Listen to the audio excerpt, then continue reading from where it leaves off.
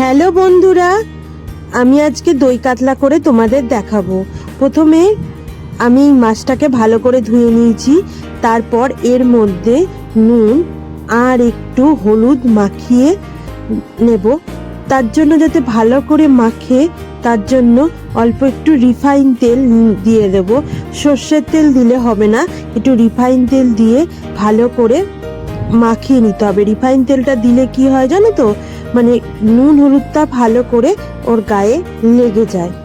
দিয়ে এবার মাখিয়ে নিয়েছি। আর এদিকে নিয়েছি অল্প একটু পোস্ত, আর তার মধ্যে নিয়ে নিয়েছি কাজু বাদাম। যেহেতু পোস্ত আর কাজু বাদামটা ভালো করে বাটবো, খুব মিহি করে বাটতে হবে, সেই জন্য একটু জল দিয়ে ভিজিয়ে রেখেছি বেশ কিছুক্ষণ। আর নিয়ে নিয়েছি পেঁয়াজ বাটা আর আদা রসুন লঙ্কা বাটা। এরপর নিয়ে নেব দই, যেটা ছাড়া দই কাতলা করা পুরোটাই অসম্ভব। এর মধ্যে একটু নুন দিয়ে ভালো করে ফাটিয়ে নেব। ফাটাতে ফাটাতে যখন এরকম হয়ে আসবে তখন এবার এটাকে আমি রেখে দেব।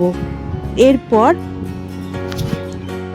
কড়াইয়ে তেল দিয়ে তেলটাকে গরম হয়ে এলে একে একে মাছগুলো দিয়ে দেব।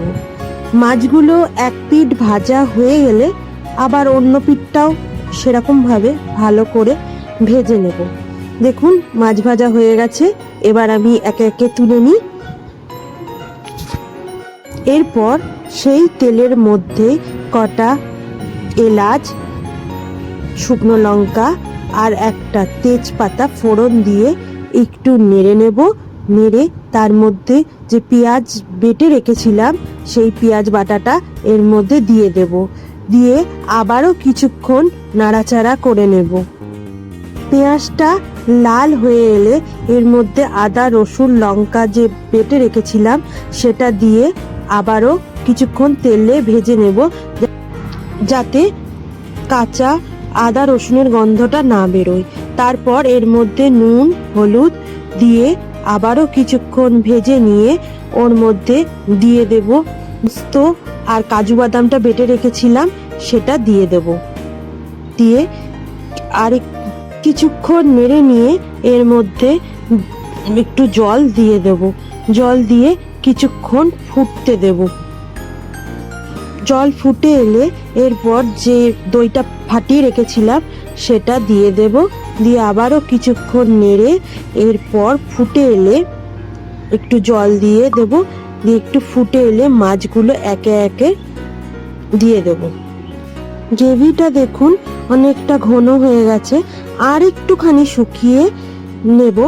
দেখুন এবার গ্রেভিটা কত সুন্দর হয়েছে। এরপর আমি নামিয়ে নেব।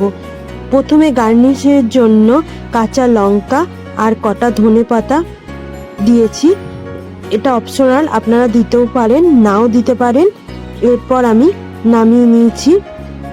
দেখুন দেখতে কতটা সুন্দর হয়েছে, এটা খেতে খুবই ভালো।